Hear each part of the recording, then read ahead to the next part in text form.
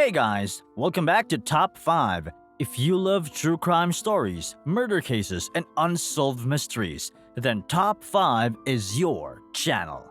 I've been interested in global news ever since I was a kid. The other day I was watching Sky News and some big names came up. Jeffrey Dahmer, Jemma Mitchell, and Mee Kuen Chong.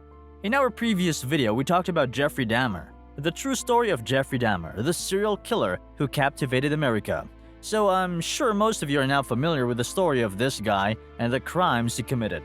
If you haven't watched the video, please go check it out. I'll attach the link in the description box below. Tell us what you think about this notorious serial killer nicknamed the Milwaukee Cannibal. But what do you know about Mee Kuen Chong and the true story of Jemma Mitchell, the evil woman who beheaded her church friend because of money? Crazy but true, this world we live in is filled with evil and dangerous people, pedophiles, and serial killers who would kill and murder innocent people for the fun of it. Some of these criminals are in prison paying for the crimes that they committed. Some have been sentenced to death, and some are on the run. From Ted Bundy to the true story of Jeffrey Dahmer, we've talked about a lot of interesting things in our previous video. In today's video, we're gonna talk about this evil woman, Jemma Mitchell. Most people blame Mee Kuen Chong for her own death, and some other people blamed Jemma Mitchell and they called her evil and greedy. But how can you pass a fair judgment when you don't know the whole story? There have been many different stories about Jemma Mitchell with different sides to the story as to why she murdered Mee Kuen Chong, who happens to be her best friend. But trust me, not everything you see out there is the truth. Stay to the end of this video so you don't miss a very important detail in this story. I'd love to know what you think and who you think is to be blamed. Please don't forget to smash the subscribe button on your screen and hit the notification bell to get notified when our next video is posted. Here's the true story of the Jemma Mitchell and Mee Kuen Chong case. Jemma Mitchell has become the first woman in the UK to be handed a life sentence on television. But who is she and what led to the murder of her friend? Jemma Mitchell was born on the 22nd of July 1984 in Australia, where her mother worked for the UK's Foreign and Commonwealth Office, and grew up there. She moved to the UK with her mother and sister after her parents' marriage ended. After studying osteopathy at the British School of Osteopathy, she returned to Australia, where she set herself up as an osteopath. She relocated back to the UK in 2015, but continued to own a property in Helens Vale, Queensland.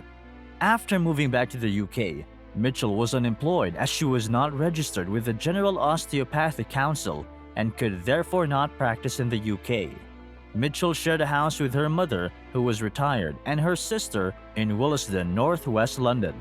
The property had been owned by the family for several generations and was in a state of disrepair.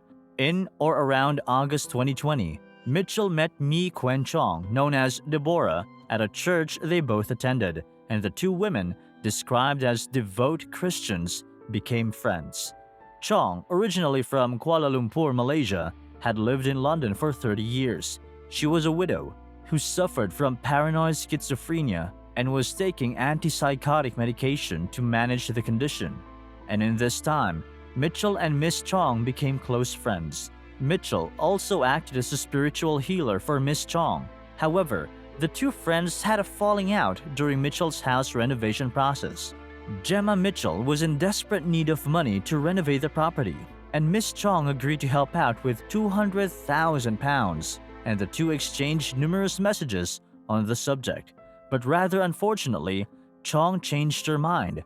She called Jemma Mitchell and told her to sell the house and enjoy the money instead. This infuriated Mitchell. Stay tuned, this is the crazy part. Jemma Mitchell could not bear the anger in her, not just for the disappointment, but that Miss Chong told her to sell the house and enjoy the money. On the morning of the 11th of June 2021, Mitchell traveled to Chong's house in Wembley, North London, carrying two large blue suitcases. It is believed she then killed Chong and put her body in the suitcases, breaking Chong's ribs in the process, before taking the suitcase with her when she left the property several hours later. Absolutely ridiculous to even imagine doing this to a friend. But she didn't end there. She also stole documents from Chong's house, and together with documents stolen from a recently deceased neighbor, she later attempted to use them to forge a will, leaving the bulk of Chong's £700,000 estate to herself. According to investigation reports, Chong was last seen alive on the 10th of June and was reported missing by her lodger on the 11th of June. When Mitchell was questioned by police as to Chong's whereabouts, she said Chong had gone to stay with family friends, somewhere close to the ocean, and that she had been feeling depressed. CCTV footage showed Mitchell leaving the direction of Miss Chong's address on the 11th of June with two large and apparently heavy suitcases. Mitchell stored the suitcases in the garden of the house she shared with her mother for 2 weeks before driving to Salcombe in Devon on the 26th of June and dumping Miss Chong's remains. Her headless body was found on the 27th of June off Bennett Road, Salcombe. A police search subsequently found the head 4 days later and around 10 meters away from the rest of the body. Chong's body was too badly decomposed to determine a cause of death, but a post-mortem did ascertain that Chong had received a fracture to the skull. Mitchell was arrested on the 6th of July 2021 and subsequently charged with Chong's murder. Following 7 hours of deliberation, on the 27th of October, Jemma Mitchell was convicted of murder. Following the verdict, it was reported that the sentencing phase of the trial would be televised, making Mitchell the first convicted murderer in England and Wales to be sentenced on live television, as well as the first woman in the UK to have her sentence filmed. Jemma Mitchell was sentenced to life imprisonment with a minimum term of 34 years.